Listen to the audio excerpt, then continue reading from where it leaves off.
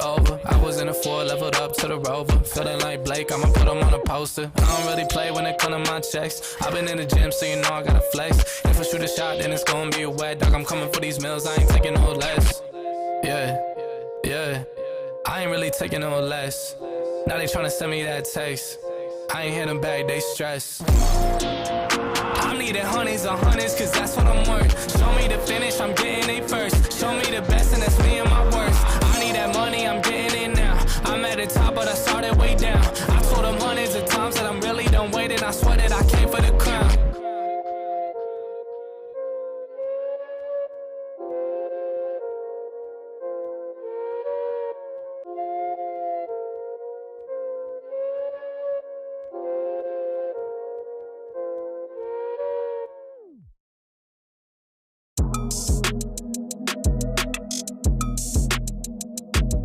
Yeah. What's up? I got him running scared, I'm the big bad wolf. And I heard the same shit, dog, it's really getting old. Got so many hundreds that I can't get it to fold. And I'm only speaking.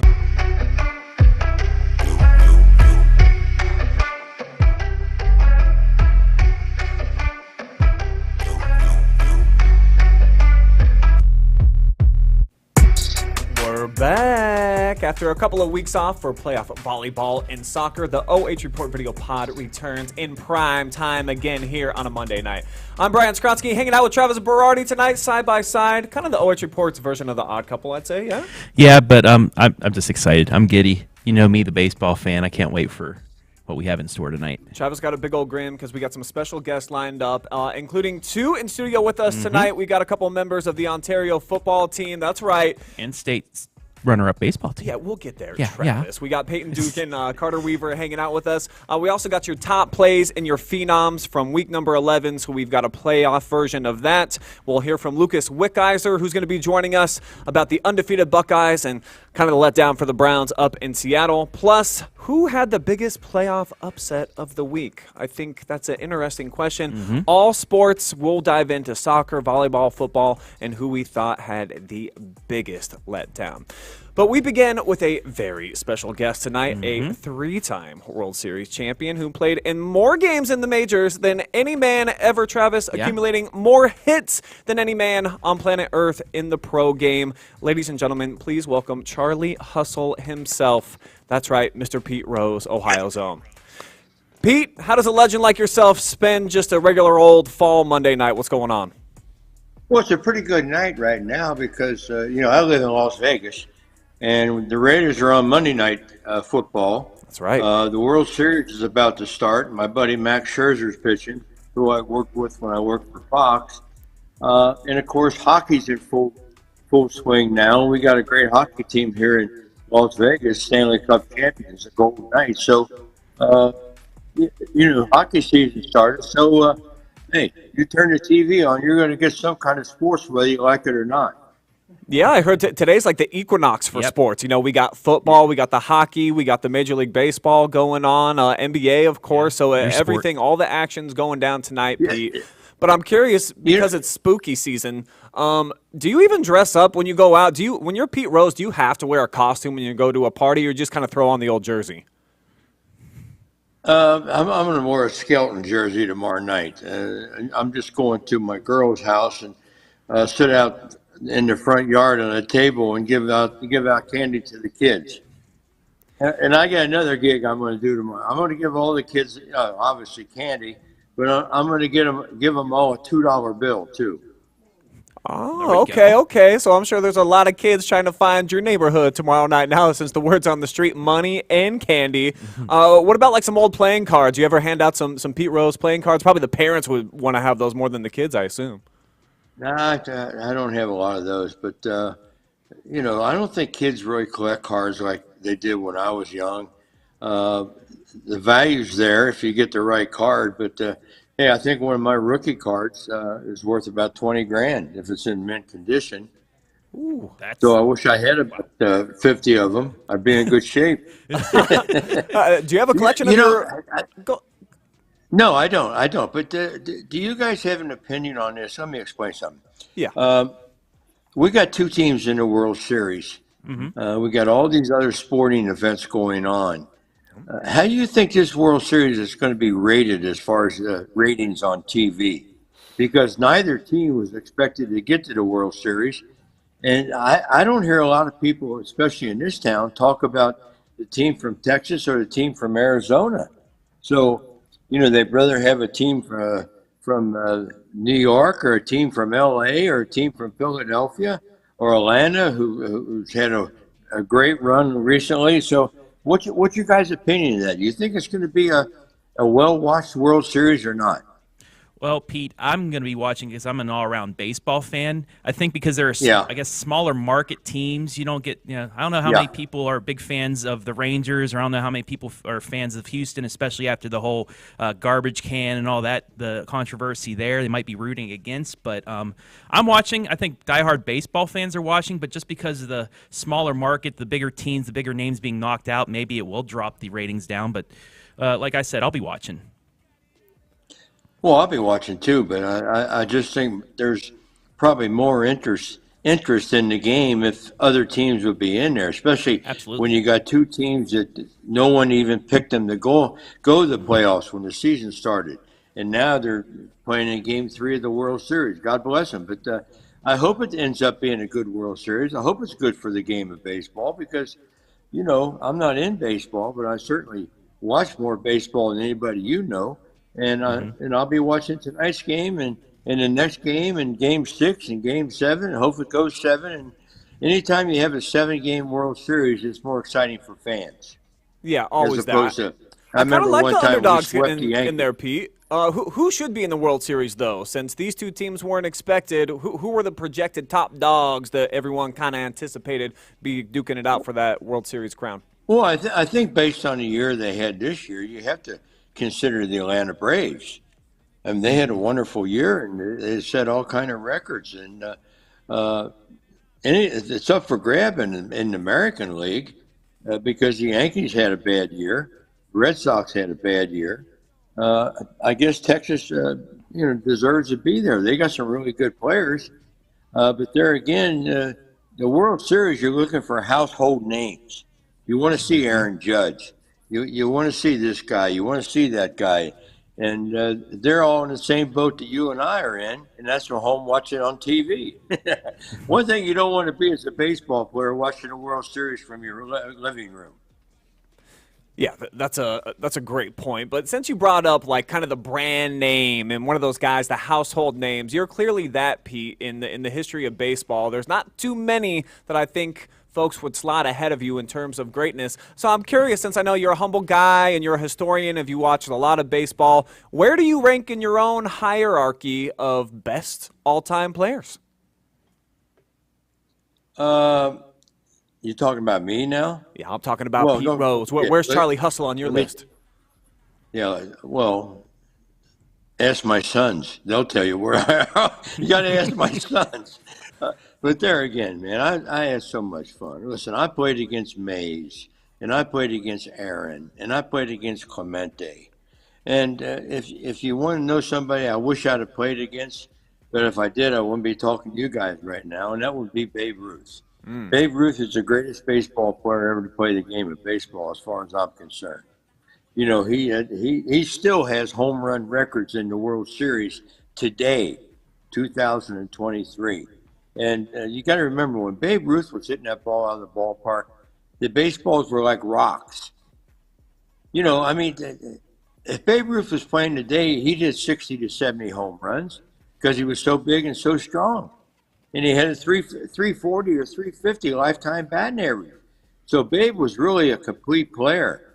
He didn't look like it because he was a little bit overweight in the way he ran, but yet he still was a great player and a great hitter. And hey, as long as I'm living, I'll say Babe Ruth is the greatest player ever to play.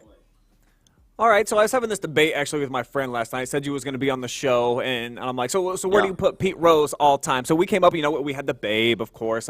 Maybe Hank Aaron you got to put on that list. A few other names you might throw around out there. But as far as like best hitters of all time, you put you and Ted Williams head to head, Pete.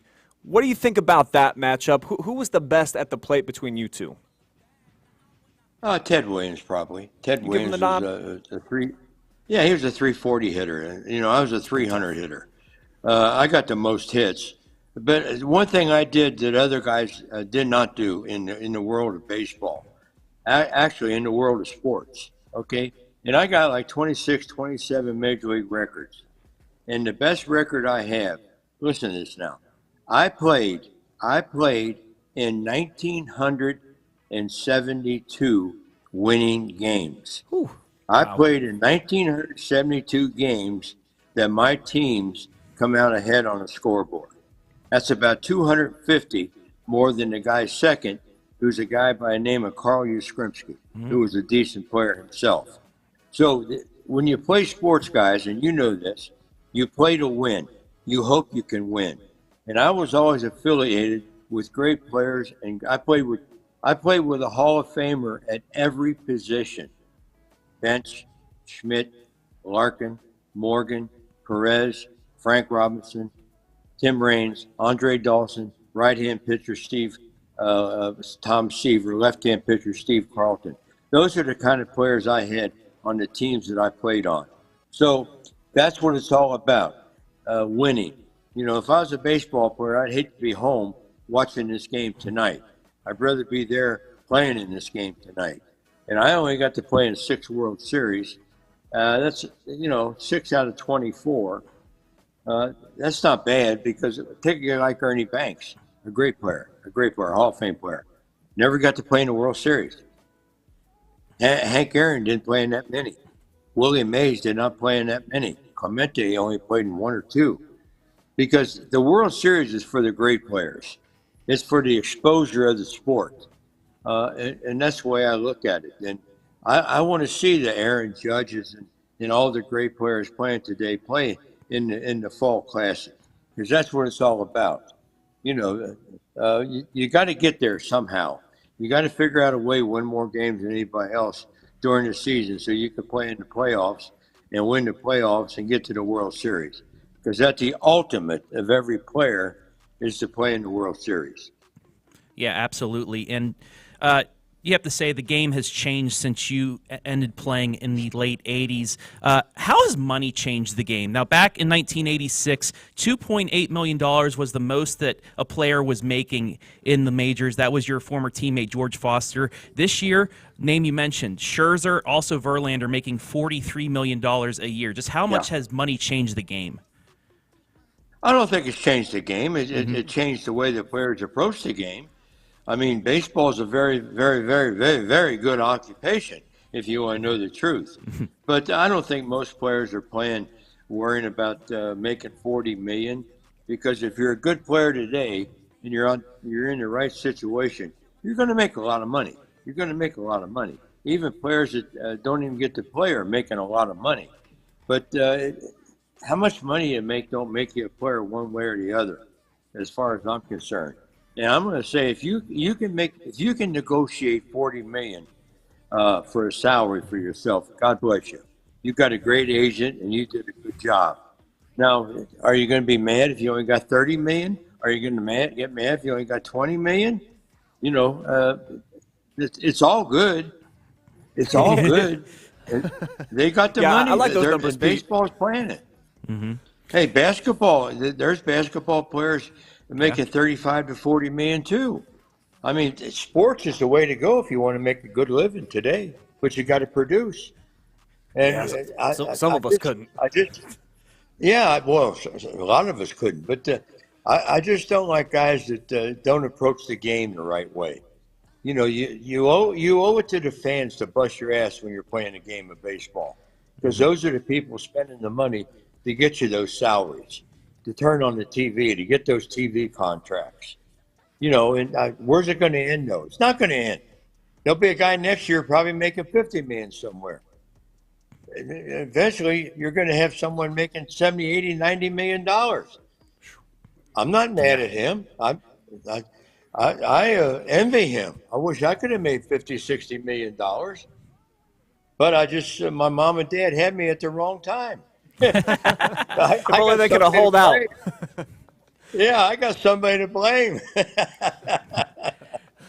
Now that brings me to my next question. Early in your career, you were given the nickname Charlie Hustle. Just when did you develop that aggressiveness on the baseball field? Did it come early? Did it come high school? When did that come? About 8 or 9 years old when I was a little leaguer.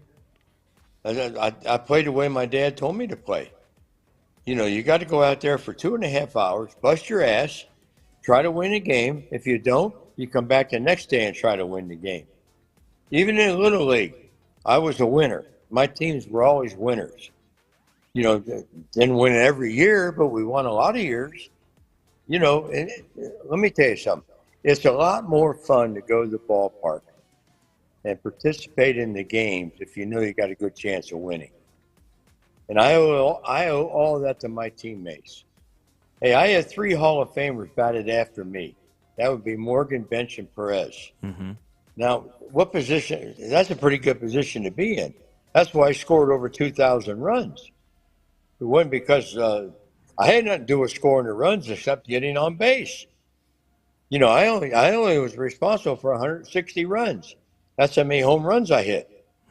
The other 1,900 was because of my teammates. I certainly set a lot of those teammates up to get RBIs. I had a lot of guys that after me got over 1,000 RBIs. I can think of four, maybe 5 guys. So that's what you try to do as a baseball player. Make it easier for the guys coming up after you. It's a game. It's a team sport. It's a team sport. No one can win by themselves. Okay, if I got a double or a single, I need somebody to get me in. If they got me in and did it 100 times, they made money. They got money because 100 RBIs is hard to get in a baseball season. You guys know what I mean. Oh, absolutely. Speaking of statistics, do you think there will ever be a player that can break some of these career records, like your hit streak, your hits record, saves record, all-time wins record, things like that? Maybe home runs because of the power we have. But will there ever be a player that could surpass your mark or surpass the all-time saves mark by Rivera? I think there's one of my records that could be surpassed, given the opportunity, and that's hitting streak. I had 44 games, and there's a lot of guys that make more contact than me that can run faster than me. You just need a little bit of luck. Even the night that my hitting streak ended, I hit 3 ropes, 2 line drive outs. It just wasn't meant to be, and I ended up with 44. Of course, Joe DiMaggio hitting 56. I don't think getting 4,257 hits is any question. No one can ever do that, especially players today, because they just don't play that much. They don't hit that much. Hell, I made 10,000 outs. Think about that. Record. I batted 16,000 times. Yeah. Hell, I walked 1,500 times. Think about that. I walked 1,500 and still got 4,200 hits. Yeah, that's crazy. That is absolutely crazy. Is there a guys today that hang around? They're good players. They try to get 3,000 hits. Now you got to get 1,200 more to beat my record. Is there a player? I think home run records can be duplicated.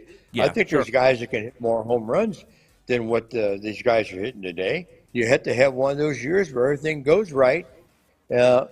And you put the ball in play, and some of these ballparks you're playing in today are like playing, in a bandbox. Is there any player out there right now that you hope would break that record of hit streak? There's a lot of them. I mean, a lot of the best hitters in baseball. Because let me tell you something that the hitting streak did. That was in 1978. The hitting streak, I had 7 hitting streaks of over 20 games. Mm-hmm. Okay, my hitting streak of 44 games really it lit a torch for baseball. It really helped the game of baseball. The people had to go to the ballpark and had something to root for. It's just like if a guy's on a home run watch, and you have 5 games left, and he's tied with the all-time home run leader. You want to see it. You want to be part of it. It's just the way it was. And, I always try to hit. I try to get a hit in every game I played in. I didn't, but I did a lot. You know, when you have 20 game hitting streaks over 7 times, that's a lot of hitting streaks. But you need luck, you need talent, and you need some cooperation with the opposing pitchers.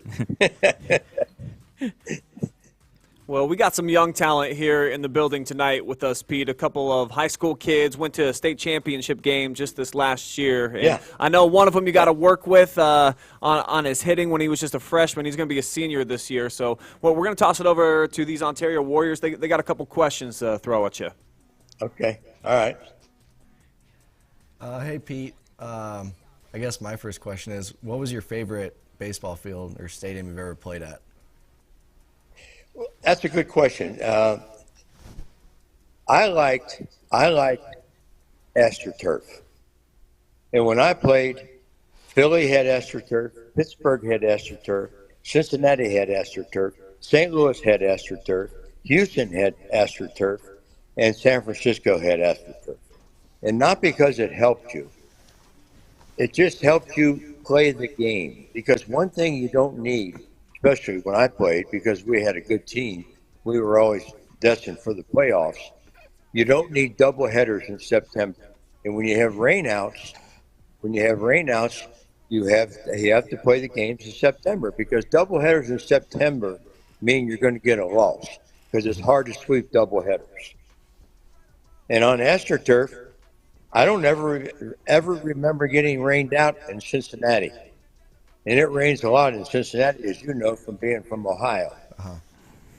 And we had rain delays, but we never had rainouts.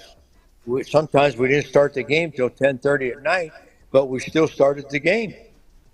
And when I went to the ballpark, I was there to do one thing, and that's play the game of baseball. I didn't want no rainouts. I didn't mind sitting around in the clubhouse to wait a couple hours to start. I couldn't wait to play the game. You know, I played in 3,500 games. Think about that. 3,500 games I played in. You only play in 160. In the decade of the 70s, I missed 10 games. That's 11 years. I missed 10 games. That's why I got all those hits. You can't get hits if you're sitting in the clubhouse watching the game on TV. Preach. Yeah. Peyton, what do you got for him? Well, I mean, I guess my question Hey, could Peyton. sort of. How you What's doing, up? Peyton? Peyton, How are you? Doing all right? I'm doing all right. I'll I'm see pretty you- good. I think your dad's in Vegas right now, isn't he? Yeah, he's having some fun for his anniversary. Well, he deserves that. He's a good man. I can't wait to see you guys on Saturday. Oh, I'm excited. I'm ready to see you again. And congratulations on the championship. Thank you. Felt good, didn't it? Yeah, it did. It was certainly probably one of the most fun stretches of my life. Well, that's the feeling you want every year when Oh, you yeah. play sports. Oh, yeah. To be the champion, to get Yep. the ring. Okay? One team gets it, all the other teams don't get it. Yeah. You want to be the team that gets it every year. That's the way you got to think. Yep. So what's your question?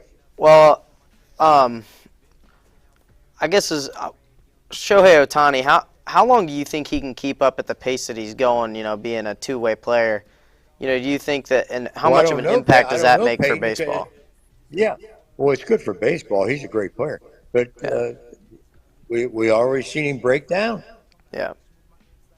He missed the last month of the season. Now, is he going to have a problem with that? Mm-hmm. You know, I wouldn't worry about getting hurt being the hitter. But when you're a pitcher and you throw as hard as he does, you're probably going to have some elbow or shoulder problems once in a while. Yeah. But I think that's a big problem. I'd like to hit off of him just to see how hard he throws. Well, that could bring me into another question. What pitchers today do you think that you would like have the most fun batting against? All of them, because you know, you'd rather pick the ones that aren't the stars of the game. It's easier to hit the non-stars than it is the stars of the game. Mm-hmm. You know, but I got up for. Listen, we used to have a 12-game road trip. Okay, and we would face 9 Hall of Famers. Mm-hmm. We would go to L.A. and face Sutton, Drysdale, and Koufax. Mm-hmm. Then we would go to San Francisco and face Gaylord Perry and Juan Marichal. Then we go to St. Louis and we face Bob Gibson and Steve Carlton. That's a rough-ass road trip. When every night you're facing a Hall of Famer every night. Yeah. And believe me, there's a reason why these pitchers are Hall of Famers. There's a reason why these hitters are Hall of Famers, because they dominate. But I used to get up for the Hall of Famers. Because you had to. You can't take your normal game when you're facing Bob Gibson. Yeah. Because if you do, he'll eat you up. If you're facing Sandy Koufax, you got to get ready for the best curveball you're ever going to see. Yeah. If you're ever going to face Juan Marichal, you got to face the best changeup you're ever going to see. Mm-hmm.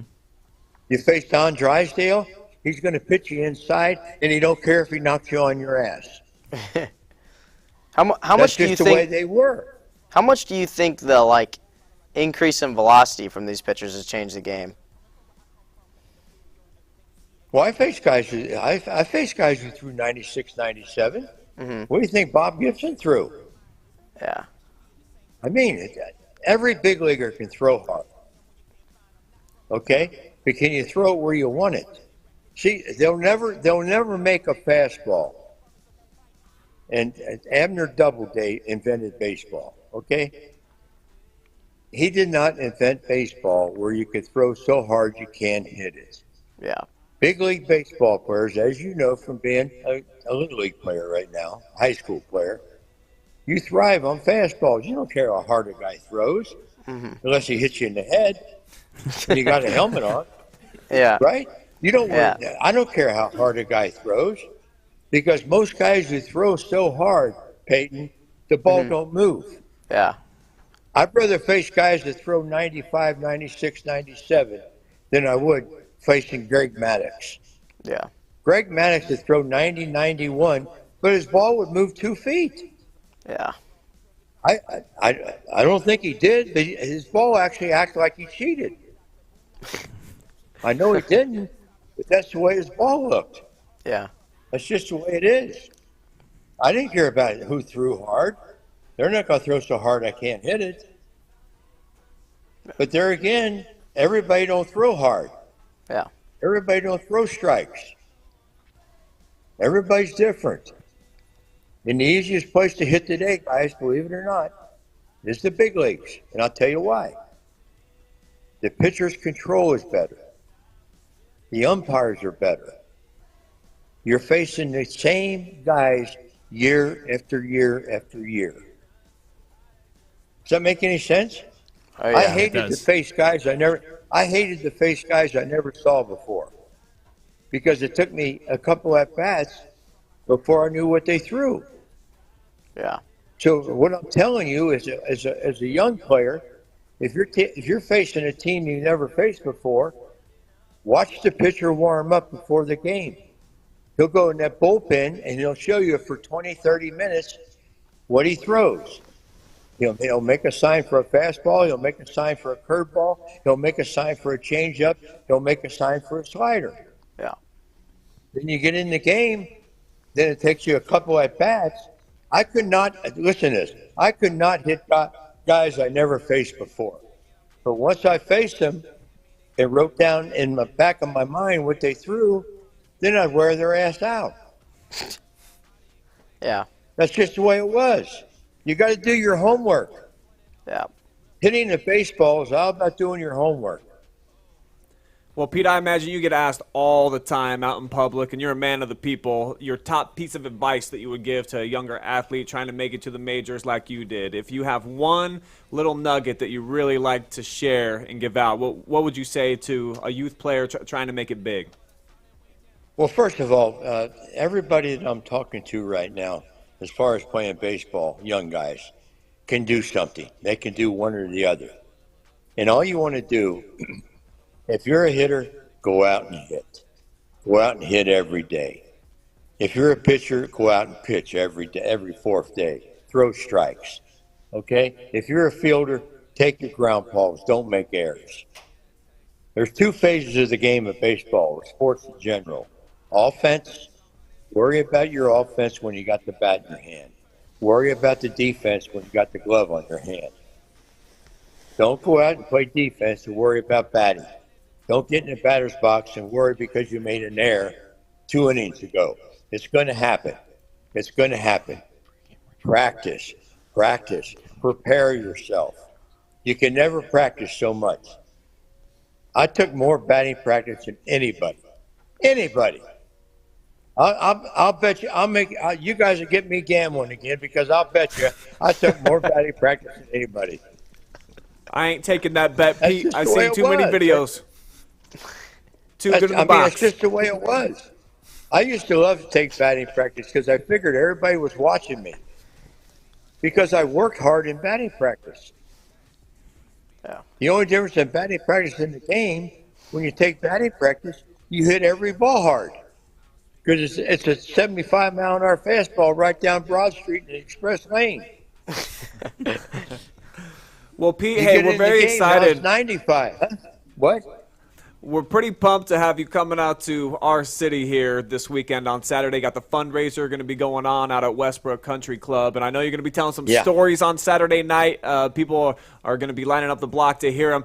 If you want to just give us a little teaser here, if you got a fun story, and I know you got a million of them. Peyton was telling me some good stuff off camera here. Go ahead and tell us a fun Pete Rose story. Well, is this station censored? Because I can't tell my story. How about this, Pete? I love that you had that. We're on the interwebs, Pete. We do what we want. Pete, I grew up 45 minutes out of Pittsburgh. I'm a lifelong Pirates fan. I've grown up rooting, being a fan of Roberto Clemente. Do you have a great Clemente story? Well, yeah. Bobby used to. We called him Bobby. Mm-hmm. And as you know or not, you may not know, but Forbes Field had benches underneath the stadium. And the players used to sit there before the game, and we would always talk. You know, and Roberto, well, I called him Bobby, but he would always, and I was a young player, he would always talk to the young players. And all I hoped for when I talked to Bobby Clemente was, I remember when he used to come down, and I said, Bobby, how you feel? And he'd say, Pierre. He called me Pierre. He said, every bone in my freaking body hurts. He'd go 3 for 4. Okay? The next day, Bobby, how you feel? We would just hope he felt good because he'd say, I feel good. He'd go 0 for 4. We used to sit there and pray that he would feel good because whenever he felt bad, he got hits. And the guy could hit. I used to play second base over there at Forbes Field, and he used to hit balls at me at second base harder than Stargell did, who was a left-hander. Mm-hmm. The way Bobby Clemente went into the ball, he had great power to right center. He was not a pull hitter. He was a hitter.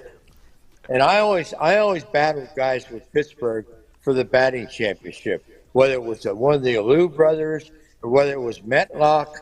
They always had good hitters in Pittsburgh. Or Clemente. Mm-hmm.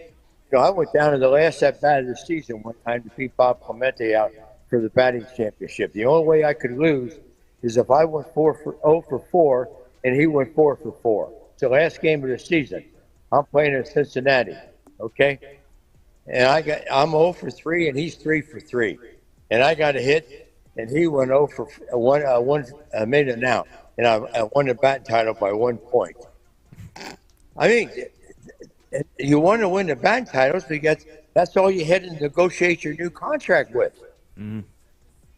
Yeah, if only you were living in the right times right now, you'd be getting about $65 million a year, Pete. That's all right. We can't wait to hear. We'll save the good stories. I wouldn't live in. Hey, if I was making $40 million right now, I wouldn't live any different than I'm living right now. Okay, you take care of your family, and that's what it's all about. Well, you might have a bigger boat, Pete. Huh? I said you might have a bigger boat. Well, hey, I live in Vegas. There ain't no boats out here. I'm not sure what you would do with it out there. Well, hey, Pete, hey, we've taken up way too much of your time. We got these kids in here. It's a school night. They got some homework to get to. Vegas and kicks off in 10 minutes. Yeah, Vegas about to kick off. We got the World Series going down, so you've been very generous with your time. We really appreciate it, and I cannot wait to see you Saturday night and hear some more of your stories, and that's where we can really go with the PG-13 to the R rating there, Pete. So, an American icon, man. Thank you so much for calling in. It won't be that bad, but it'll be funny, okay? I got those Maggio stories, Willie Mays stories. I got the whole ball wrapped. Hey, thanks for having me on, guys. Hey, thank you so much. Pete I'll Rose, everybody. See you guys Saturday. Thanks, Pete. Man, that guy is just a bundle of energy. I think he's 82 years old, and definitely you can tell he's way more spry than I could ever be. One of the greats to play the game. Like when growing up, one of the names that you hear, Pete Rose. Still. The Babe Ruth, everything like that. But that was, wow, check that off the bucket list for me. That was crazy. Got to talk to Rod Whitson here at the OH.Report over the last 2 summers. One of the favorites for baseball, Pete Rose. Like I said, I'd like to talk to Roberto Clemente, but tragically he passed away in a plane crash, New Year's Day, things like that. But if there would be one person to interview, it would be that guy. And I'm just, wow, that was awesome. That was sweet. Well, yeah, since we got Peyton Dugan here, who got a couple private lessons with Pete over a couple of days, if you got just like a fun story, spending some time with him, hanging out, and him teaching you the game of baseball, what do you think you took away from some of those interactions? I mean, some of the things I took away the most is not particularly how great he was at playing baseball, but how great he was, at truly playing the game of baseball and the way it was meant to be played. I think he told me one story that has really, really stuck with me, and not necessarily a story, but he would say a situation. He'd say, a guy, he'd be paying attention to things that most people wouldn't be paying attention to. He said a guy strikes out. Let's say he's playing center field. He strikes out to end the inning. Slams his bat. He's mad at himself. Well, Pete would actually try to hit the ball at that person, and he would try to hustle for two, because he know that they'd be flustered. So, and I think that's how, that expresses how well that he took advantage of the game and really studied the game. And I think that shows how much of a great baseball mind he really has. Well, the fact that he's willing to put a bet up already, that he more time in the batting cage than anybody else, just lets you know how dedicated that dude was. 100%, yeah. So that's cool. Yeah, that is a fun little tidbit. And is that something that you kind of tried to do yourself these last couple seasons? I mean, I would love to be able to hit the ball where I wanted to, but man, I don't think I can do quite that. Well, you still got time on your side. Boys, we still got time before we get to baseball season, so let's talk about the here and now. You're both a member of the football team. 10 wins this year for Ontario football. I imagine this has been just an unbelievable ride this season. MOAC champions in the whole 9 yards. So just how much fun has it been, Carter, for you? First year, I believe, on the football team, right? What's it been like kind of being the new piece of the puzzle and having it all seem to work out? It's been fun for sure. I mean, even today at practice, one of the quarterback coach, Coach Muncie, was saying that I picked the perfect year to come out and play because 10 wins obviously is huge, and it's just been, I don't have the biggest part on the team, but it's just fun to help out in any way I can. Now, how did the football guys actually kind of recruit you and get you over on their side? Because you were one of the greats for Ontario soccer, of course, the last few. Yeah, so basically I knew I wasn't going to play soccer this year. I kind of just wanted to focus on baseball. And then Coach Eckert just texted me one day and he goes, "Heard you're not playing soccer. Would you have any interest in kicking this year?" And I was like, maybe. So I came to a few practices, and I was like, senior season, why not? Might as well. So then this is what happened ever since then. And the offense is so good. I mean, you're not even really needed much out there.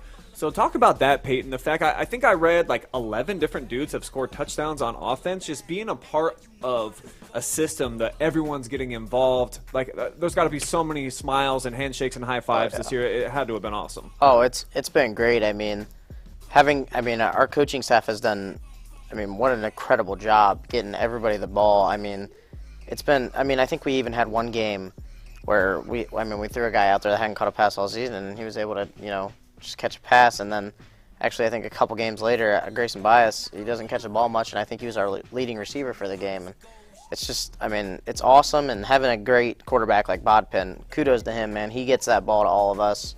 He puts it on a dime. I mean, it's truly special being a part of this team. Does he amaze you a little bit? Sometimes just like with the running and the scrambling that he's able to do, because they'll bring back some highlights for us, and we're just like, oh, bro, he did it again. Like, watch how he dances around and gets away from 5 guys. 100%. I mean, his athletic ability is awesome, and I mean, what's even bigger to me is that he's a great leader, and he's a great kid. I mean, I think I was against Galleon, and, you know, I started the second half. We needed to start the second half strong, and I had a kickoff return, and I fumbled it. And, I mean, the first person I had patting my back was Bodpin, and it was just, I mean, he's a great kid. He's a great leader, but, I mean, he can make some crazy plays on the football field, for sure. And I think probably a lot of people have been kind of counting you guys out a little bit, suggesting that maybe you weren't that great of a team going into the postseason, thinking a team from Cleveland might come down to your place and upset you. They did not. So now you get to move into Week 12, guys, and you get to go on the road this time. What are the challenges associated with that, Carter, that you see when you get to play outside in this stadium where you're comfortable and you get to go on the road? It's a big challenge, obviously. I mean, me and Payne have both played, we're like 0-2 against Tiffin now. Yeah, from baseball, so it's like, obviously they're a really athletic school. I know they have a lot of good sports teams, but I heard the field's really nice and it's a good atmosphere, so It's just a great opportunity to go up there and pull off an upset. Each give me one reason why Warriors going to walk out of there victorious. I mean, I think it's in our motto, blood, grit, and honor. We've got so much grit on our team and so many guys that work hard at every single position, and I think at the end of the day, we're just going to grit it out. Ugly, pretty, anyway, we're willing to get the win.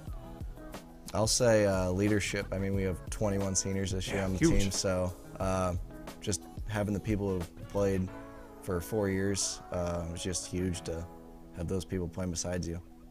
And I've asked athletes this in the past, and I've heard both sides of the equation, so I'm curious for this team. Y'all go to the state championship for baseball. There's quite a few baseball kids out there. Do you feel like winning translates to winning in other sports, or do you not even think about that?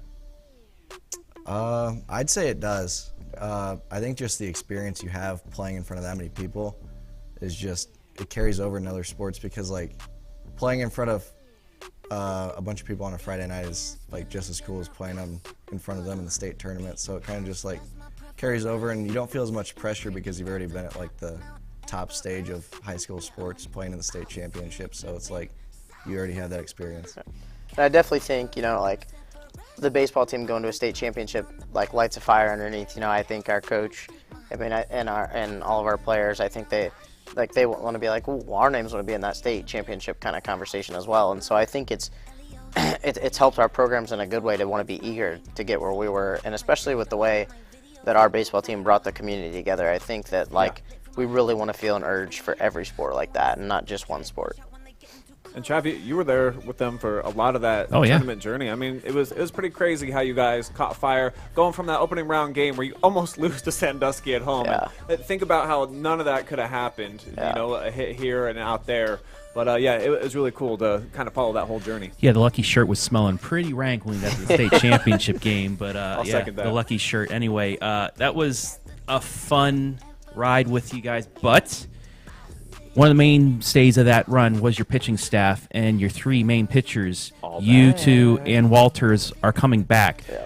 Starting there, I know you graduated some of your position players and whatnot, but starting with the pitching staff, how important is it having you guys back to maybe make another run?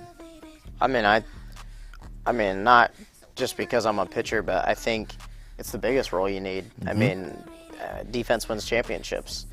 And I think us 3 guys coming back, I mean, I know all 3 of us are eager to be even better than we were last season, but I'd be willing to say that we were probably the only team out of all 16 teams in every division in the state tournament to only throw 3 pitchers the whole time. Yeah. And, I mean, I definitely think that was a huge role, but, I mean, losing our guys in the field is obviously huge because they were the ones that helped us pitchers be so great. So I'm very excited about us 3 all coming back. And then just offensively, you talk about losing some players, but you get some mainstays coming back. Younger players, I know JV squad was pretty good too, but how I guess, important was it to have, just the way Ontario baseball plays, not just varsity, JV, freshmen, to get these guys ready for, making that jump up for this season from maybe freshman or JV up to varsity? I think it's just the preparation. I mean, even last year you could just see like kind of a culture shift because there's kids we have a hitting facility over by the high school, and there's kids in there all the time. I'll give like Colton Raymond a shout out, but like he would go all the time. There's just the extra work that was put in before the season just really paid off in that postseason run, and you can just see that now. There's like an expectation to put in that work before the season starts so that you're already ahead of your competition. Yep.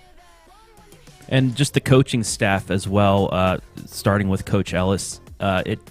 He lit that fire under you guys midway through the season. It seemed to work, but with him and everybody else on that coaching staff, how important was it to have them during that run back you guys up? I mean, Doug Basham, a personal friend of mine too. He's one like Pete Rose that he can slap a slow pitch softball anywhere that he wants. He can pull that off. I've seen it in person, but just having him, that light-hearted guy that can joke around, and then having Coach Ellis and some of the other guys be serious as well. Just that coaching staff. How important is it having them on this squad? I think it's super important. I mean, they all three have. I mean, I think Coach Ellis, he has a great personality with us, and he does a great job balancing seriousness and having fun and just having a good time. And Coach Basham, he might honestly might be the most serious out of the three, which would never be. Yeah. When it comes to baseball, if he needs to be serious, I can see him getting serious as well. 100%. I just saw him making fun of me when I was practicing with you guys with my 6-hop to home plate. But if we wouldn't have made fun of you, it wouldn't have been right. No, it's true. You're right. No, he's a go-getter when it comes to baseball. And then Coach H is. I think Coach H does a great job of teaching us how to be young men. Because I think he's ex-military. He's a really good person. I'd say like just the amount of time they put in for us. Like Coach Bash, he would always come hit with me at 6 in the morning on like Tuesdays and Thursdays, and then Coach Hall and Coach Ellis are after school, fixing the field and whatnot. And Coach Ellis is in there every day trying all his new little gadgets on the pitchers to make their arms healthy and everything. But, like they care so much about the team and their players. It feels like one big family, and we're their kids for the 4 months that we're together. As well as their families. I think their families, Coach Ellis's wife does a lot, takes a lot of time, with the baseball team. I know that Coach Basham's wife Coach Basham come to every game. Coach Hall's kids, and I think they're always there as well. So, I think we have 3 great coaches and families along with it. Well, no, obviously the spotlight's going to be on you guys when baseball season rolls around, but on you right now for football. We're looking forward to seeing you guys compete at Tiffin Columbia, and we will have a live and free broadcast for you guys. The Warriors going on the road, trying to pull off. We'll call it the upset. You guys are the number 6 seed. They're the number 3. So we'll be rooting for you back here at the OH.Report World Headquarters, and just want to say thanks for coming in, guys. Appreciate the time. And, as always, boys. Get it done. Have a good week of practice. Make sure you bundle up. It looks like it's going to be a rough one out there. Yeah. And just stay healthy. Yes, sir. All right. Peyton Dugan, Carter Weaver, the 2 pitchers on the team, and 2 big parts of the football team. Thank you, guys. Thank you. Thanks, guys. All right. With that, let's keep the high school football train going here, Trav, because we were at, 8 games, maybe 9 games, I think, on Friday night. I can't keep count anymore. We're just that far out in the world now. That it's a lot going on. But we do chop up. We look at the best of the best, and these are your Friday night phenoms. We had a lot of phenom nominees for this past week, but we can't show you them all because it'd probably take about an hour to go through our nominees. So we had to cut it down. Yeah, a lot of guys, a lot of great games too that we had. I mean, this is one of the highest numbers of the boys leaving. Pleasure as always, boys. Just the amount of teams we have in the second round, it's got to be the most, or at least tied for the most we've had in the past few years. I know, we have a couple that might, the lower amount, I think it was a couple years ago when Mansfield Senior and Lucas made to the state finals. We didn't have a lot, but we did have 2 teams go farther. This year, I think we have a mixture of it. I think we have teams like Ontario, like a Shelby, a Northmore, a Danville, a Lucas, that we have so many teams, but those teams also have the ability to maybe play in the week 3 through the postseason, maybe practicing on Thanksgiving. So, and it's because of these phenoms that we are able to do so. Run it. It's time to meet your Friday Night Phenoms from Week 11 of the high school football season, presented by Knox Community Hospital.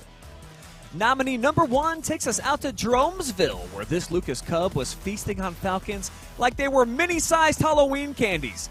Daniel Hawkinsmith gave the entire homestands nightmares with his beast-like play, double-digit tackles, 5 of them for loss, including a sack, and a career-high 116 yards and a touchdown on the ground, as the kid, whose middle name is quite literally Lucas, put the city on his back. Another piece of double-sided gridiron tape added another playoff tombstone to his collection, as senior standout Austin Niedercore helped lay yet another Cougar season to rest, rolling up a ridiculous 96 yards and 2 scores on just 6 carries, while adding another 42 yards in the receiving game, plus snagged an interception in a 29-6 victory to put Carey back into Week 12. Ontario's Bodpen Miller continues to ball out, with the season now changing to tournament play, accounting for another 4-pack of tutties with a variety of flavors in every score. The junior tasted pay dirt twice with his arm, and 2 more times with his legs, like a pack of Reese's and Twix all rolled into one. And who wouldn't want to try that winning combination? Our 4th nominee comes from the Colonel Crawford Eagles, where running back Micah Thomas ran the game, figuratively and literally, with 2 rushing touchdowns and 167 yards on 32 carries, as his effort helped the home squad to its 2nd victory over the Tigers this season, carrying the team back into Week 12 for the 4th consecutive year. Our final phenominee is called Mr. Touchdown in North Bloomfield Township. It's senior wideout Jax Wenger, who scored 2 times in the first half of the Golden Knights' Week 11 victory over Dawson Bryant, and once the dust cleared at the Castle, Wenger left with a game-high 114 yards on 6 catches, taking his team back into the next round of the postseason. It's now time to vote for this week's Friday Night Phenom. Comment the number of your favorite performance below to decide who did it best.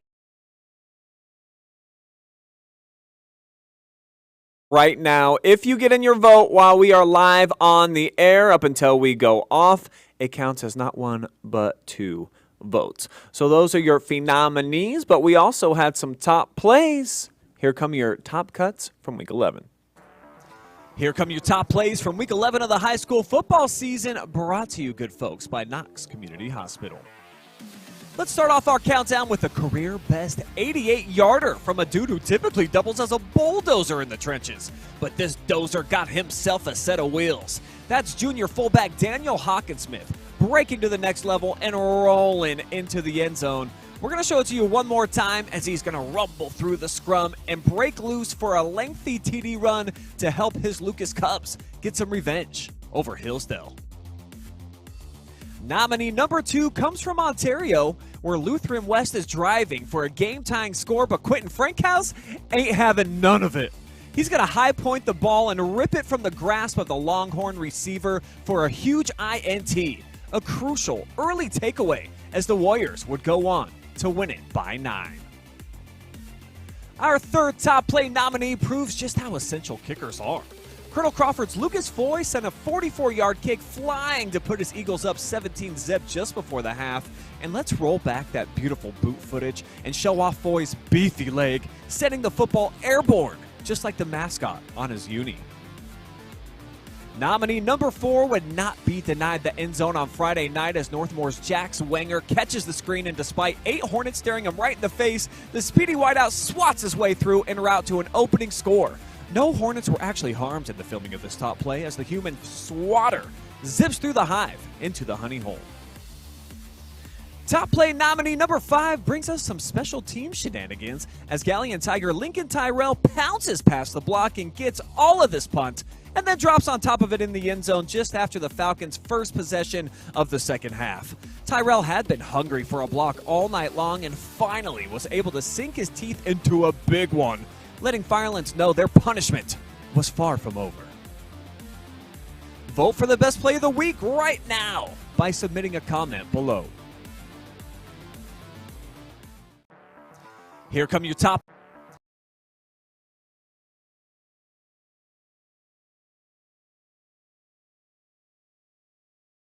You know what one of the best parts of high school tournament is? Obviously the winner go home in that atmosphere. I was going to say the concession stands. But aside from that and just the environments, I just think the fact that there are upsets, it's not always chalk. I mean, we get a lot of it. Obviously, the great teams are great for a reason.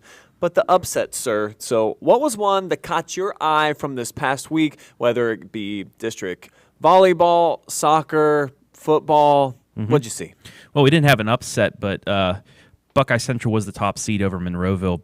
The Buckettes winning that, breaking the streak of 5 straight district championships from Monroeville. Oh, that's right. That was one, but that wasn't an upset because Buckeye Central was paper. the 1 seed. Yeah. We will have them live and free thanks to the folks up there in New Washington. But mine is the Dane Nomins, the Dane train. 12th seeded Highland, they came in stumbling. They had some losses over the last couple of games of the regular season. You thought, they're going up against 5th seeded Liberty Benton, who is a normal power in Division 5. What do? They knock them off 21-17, a 12-5, the lone upset in D5 Region 18. And according to the Fantastic 50, that great website that you can see some spreads, and it helped me out with some playoff ranking and stuff like that. That was one of the 3 biggest upsets in the state of Ohio. It was supposed to be a 21-point spread. Wow. Do not bet on high school sports, folks. That's just not right. But anyway, that was one of the top 3 upsets spread-wise in the state of Ohio. So congratulations to Coach Stover and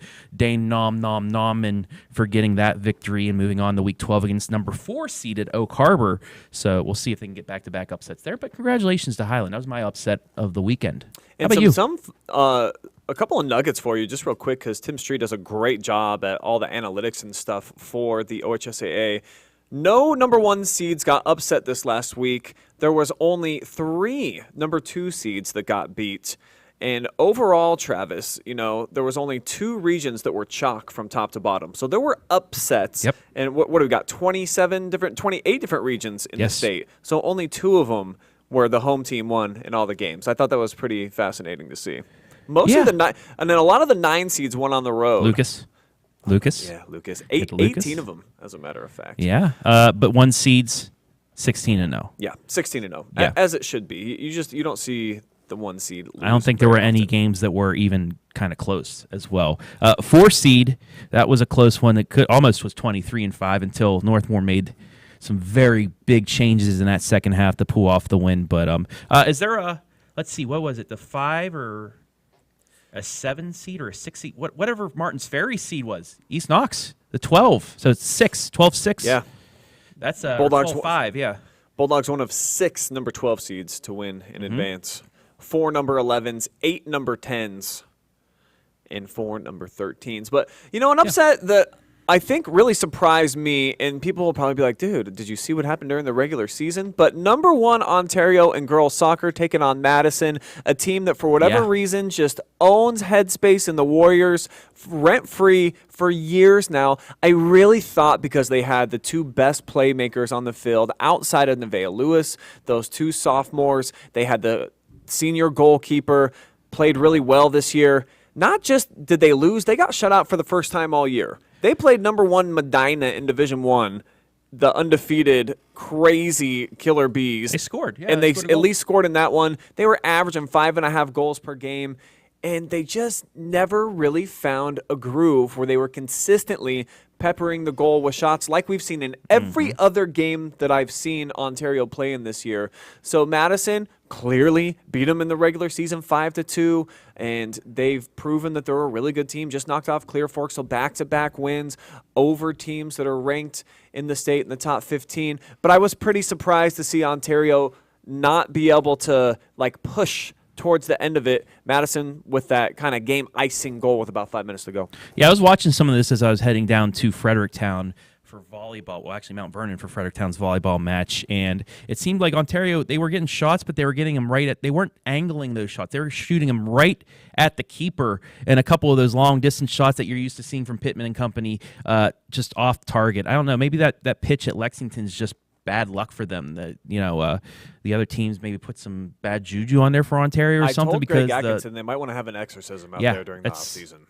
I mean, yeah. Now, we have Madison playing Shawnee, and then if they win a big date with Rocky River, that's gonna be a tough one. But hey, Madison once again, 5 of the last 6 years they've won a district championship. So knowing they've been here, knowing that they have been in this position, maybe help them out. But man, I just feel bad for Coach Larry Atkinson. Just can't get over that hump recently in the district. What's great, though, about Larry, the best thing, I seen him today. He's already, dude, they're making plans and adjustments for the offseason. They're getting the game plan together. They're planning open gyms. This is just 2 days after the loss. So he's already getting the program back in place. Well, he does have a couple sensational sophomores that are going to be juniors next year. And then quite a few freshmen actually got some playing time this year. But I got kind of like an honorable mention, too. And this was a baby upset. It was a number 1 versus a number 2. But just the Norwalk Lady Truckers and the fact that they came into Richland County and they were able to take down Lexington, a team with Ava Brown. She's got the 8th most kills in the entire state. She's big time, man. She's D1 written all over her. They got 3 sophomores that probably, if they want to, they got the potential